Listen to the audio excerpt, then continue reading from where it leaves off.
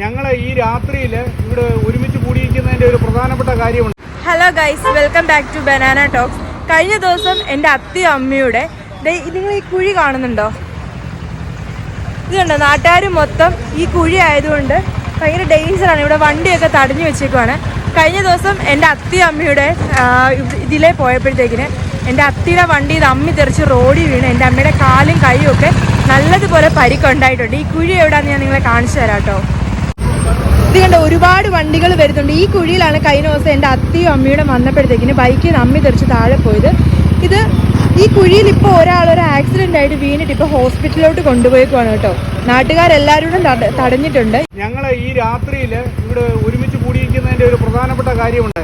കഴിഞ്ഞ ഏതാനും വർഷങ്ങളായിട്ട് ഈ ഫാത്തിമാപുരം കവിയൂർ റോഡില് ഫാത്തിമാപുരം പള്ളിക്ക് ശേഷം കിടക്കുന്ന റോഡിന്റെ സ്ഥിതിയാണ്. പല പ്രാവശ്യം ഇവിടെ ഇതിന്റെ വേലകൾ ചെയ്തെന്നാണ് പറയുന്നത്.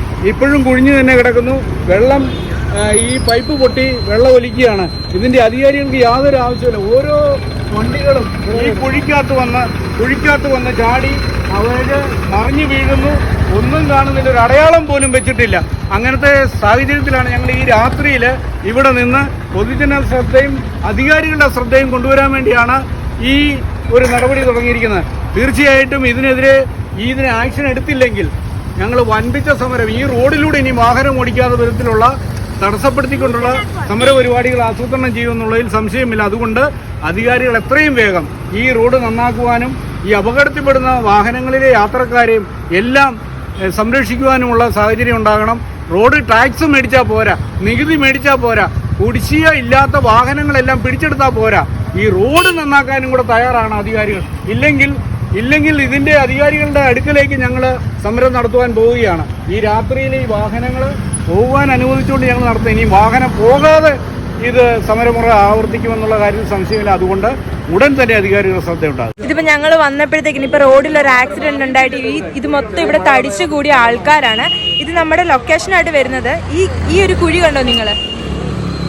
ഈ കുഴി ഇത് ഭയങ്കര ഡേഞ്ചർ ആയിട്ടുള്ള ഒരു കുഴിയാണ്. ഈ കുഴി വരുന്നത് നമ്മുടെ ഫാത്തിമാപുരത്തെ പള്ളിയുടെ അടുത്തായിട്ടാണ് നമ്മുടെ ഈ ഒരു കുഴി വരുന്നത്. ഇത് ഭയങ്കര അപകടമാണ്. ഈ കുഴിയാ ഇത് ഭയങ്കര അപകടമാണ് ഈ കുഴി വരുന്നത്. കാരണം വെച്ചാൽ ഇവിടെ ഒരുപാട് ആക്സിഡന്റ് വരുന്നുണ്ട്. കഴിഞ്ഞ ദിവസം എൻ്റെ അമ്മ വീണിട്ട് അമ്മയ്ക്ക് നല്ലതുപോലെ നടുവും കാലും ഒക്കെ നല്ല പ്രശ്നം ഉണ്ടായിട്ടുണ്ടായിരുന്നു. അപ്പോൾ ഇത് എത്രയും പെട്ടെന്ന് ഇത് ആരെങ്കിലും ഒക്കെ ഏറ്റെടുത്ത് ഇതിപ്പോൾ ഇവിടുത്തെ ഈ ഒരു ഏരിയ നോക്കുന്ന ആരാണോ, കൗൺസിലറോ ആരാണോ, ഈ കുഴിയൊന്ന് നികത്താനായിട്ട് ഞങ്ങളിപ്പോൾ റിക്വസ്റ്റ് ചെയ്യുന്നുള്ളൂ. കാരണം വെച്ചാൽ നമുക്കിവിടെ പരിക്കുകൾ മാത്രമേ ഉണ്ടാകുന്നുള്ളൂ. ഈ പരിക്കുകളിൽ നിന്ന് വലിയ വലിയ അപകടങ്ങൾ ഉണ്ടാകാതിരിക്കാനായിട്ടാണ് ഇപ്പം ഞങ്ങൾ ഈ ഒരു വ്ലോഗ് വരെ ചെയ്യുന്നത്. ഇവിടുത്തെ മെമ്പർമാരാണെങ്കിലും ഈ കുഴിയൊക്കെ കണ്ട് ഇതിലെ കൂടെ തന്നെയാണ് വണ്ടി ഓടിച്ച് ഇവരെല്ലാവരും പോകുന്നത്.